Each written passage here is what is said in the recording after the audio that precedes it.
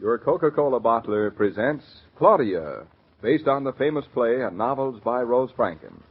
Brought to you transcribed Monday through Friday by your friendly neighbor who bottles Coca-Cola. Relax, and while you're listening, refresh yourself. Have a Coke. And now, Claudia. Hey, do you like the way I sing? All right. If you think you can do better, go ahead. Now you admit it, huh? You can't. I must say I don't blame Bluff at all. I can't hear myself think. Do you want to? I certainly do. I'm balancing my budget. Oh, need help? Not yet. Are you siding with that dog against my voice? I am. Here, how'd you like a glass of milk? That'll keep you quiet. No, thanks. You wouldn't? We just finished dinner an hour ago. That's not just finished. I'm thirsty. Sure you don't want some milk? Nope. Here, have a sip. No, go away with it. I wouldn't dream of depriving you of it. Well, if you insist. Now drink it all. Down to the last drop. There. I don't know why I have to drink all the milk when half our future child is yours. Mine is the half that doesn't need milk. David. What, dear? Nothing. Anything wrong? You look serious. Do I? Finished with the checkbook? I'm finished, all right. What's that book you're reading? Move over, I'll read it with you. You wouldn't like it. Move over and let me see. I said you wouldn't like it. What's it about? How do you know I wouldn't like it? Lightweight aggregates. Oh, sounds fascinating. It is.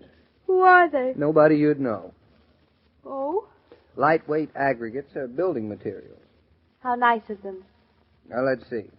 There are various kinds. There are. There's waylite, haydite, and cinders. But they each have certain natural qualities that make them... Are you still fascinated? Move over anyway. All right. I moved over. Besides, you know you don't want to read anymore. You couldn't be wronger. Oh? But since you're not interested in lightweight aggregates, I'll postpone them till the train tomorrow morning. Don't do me any favors, darling. There's one you can do for me. What? Stop frowning. Who's frowning? You frowned all through dinner. Oh, I didn't notice. Darling, are you sure you're feeling all right? Of course, I never felt better. You're being honest. I am only dishonest when it doesn't matter. You have no moral sense, Mrs. Naughton. I know, isn't it wonderful? David. There's one now. One what? A frown. Oh. I didn't mean to interrupt, darling. What were you going to say? How's the freight terminal coming? That wasn't it. Come clean now. What's on your mind? Oh, nothing as usual. Seems to me you'd better start sharing that burden. That's what husbands are for, you know. They're for a great many things. All of them nice. Like sugar and spice. Now, don't change the subject. All right, since you're so nosy.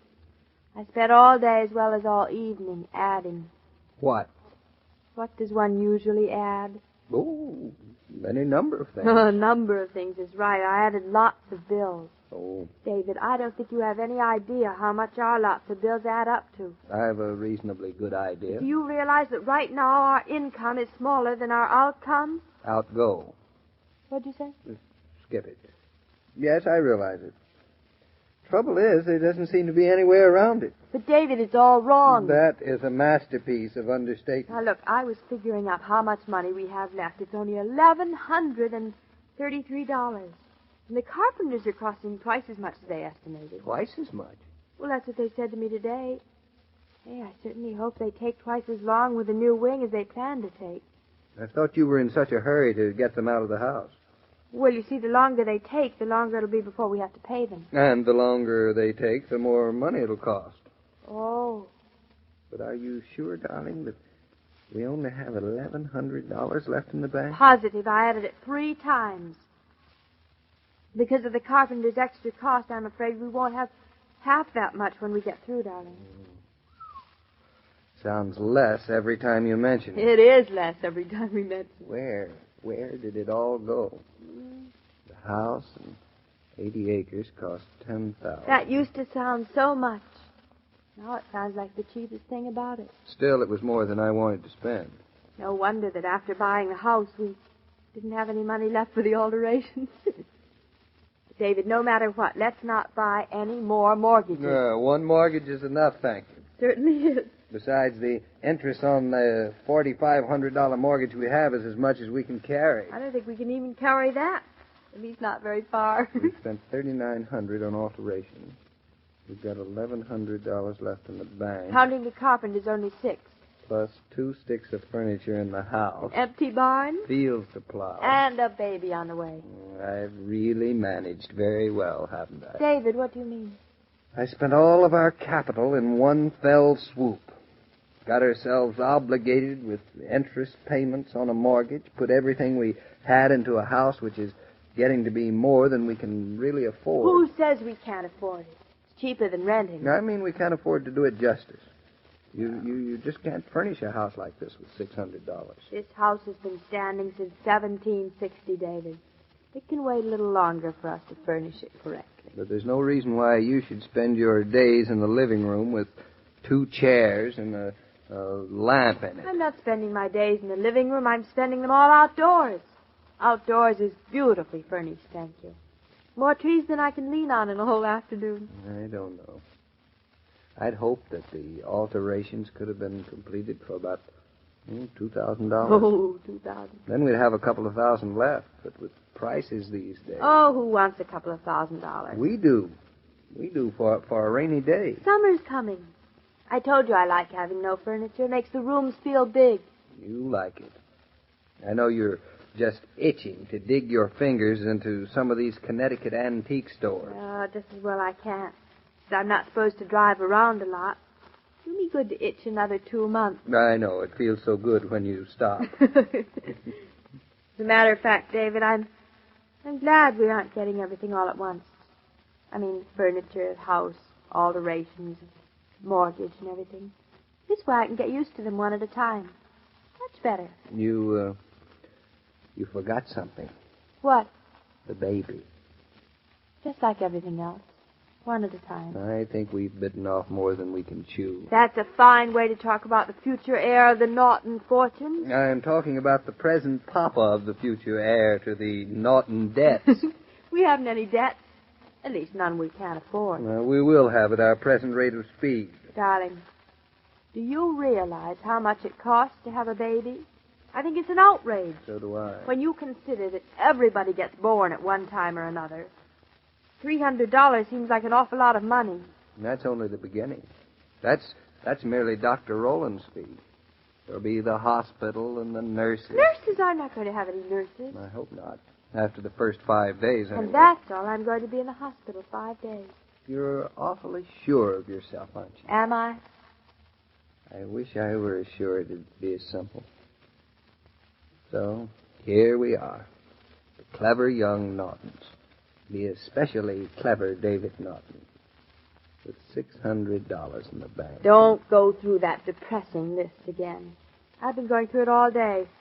And one thing I have decided. Uh-oh. We are not going to have a maid. That's the one thing I've decided we are going to have. Why do I have to have a maid? Because you called up the agency and she's coming tomorrow. Oh, well. We'll be able to afford her. You don't have to worry. Well, if you say so. Then, of course, there's the freight terminal you and Roger are designing. We'll be rich when it's all done. How's it coming? As well as can be expected. Oh? Those things take time. Of course they do. An enormous undertaking. You can't expect to have it work out overnight. Well, don't you worry about it. Darling, your being a successful architect is the last thing I worry about. Then you have your maid, and I'll go on being a successful architect without having to worry about you. Up here alone all during the day. I'll bet you don't worry at all. You're just saying that. That's right. Just trying to be polite. Oh, you.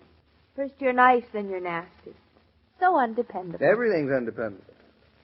Well, it looks like we won't be buying that cow this year or planting the field. We will stock the barn the first thing after we stock the nursery.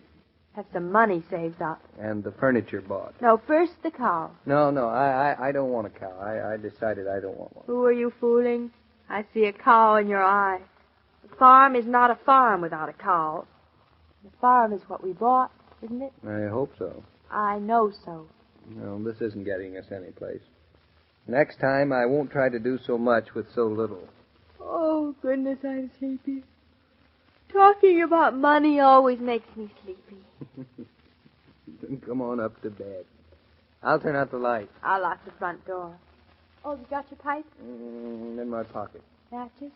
In yours. Oh, there they are. There went the light. Wonder if it's warm out. Look and see. Is warm. Sky's awfully big. Don't trip on the steps, darling. Hello.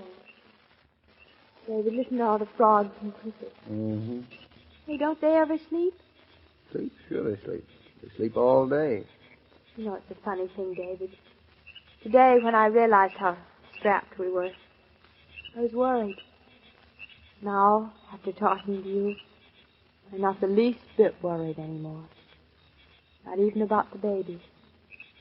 Darling, it's dark and I can't see your eyes, but tell me, honestly, you want all of this? What do you mean, David? Well, you're only 19, you're going to have a baby, you're living in the country, you're alone all day, and we're pretty broke. Maybe we rushed too much. What do you mean? Well, I mean, maybe you'd rather be back in New York with an easy apartment to keep, going to the theater. Oh, and David, parties. no. That isn't what I want. Being together is important. That's all. You're not just saying that. Well, just add up all the things we have. We have a beautiful house, handsome Great Dane, silly old cat. A walnut tree. With acres and acres of land. Don't forget our brook. In the barn, we have a baby coming, and a room ready for him where the sun shines in the morning. We have starlight, years of time ahead. And David, we have each other. Darling, we have no money in the bank, but we're millionaires. Da, da, da, da, da. When you're at the grocer's placing your order, you'll hear one woman say, "A carton of Coke, please," while another will say, "A carton of Coca-Cola, please."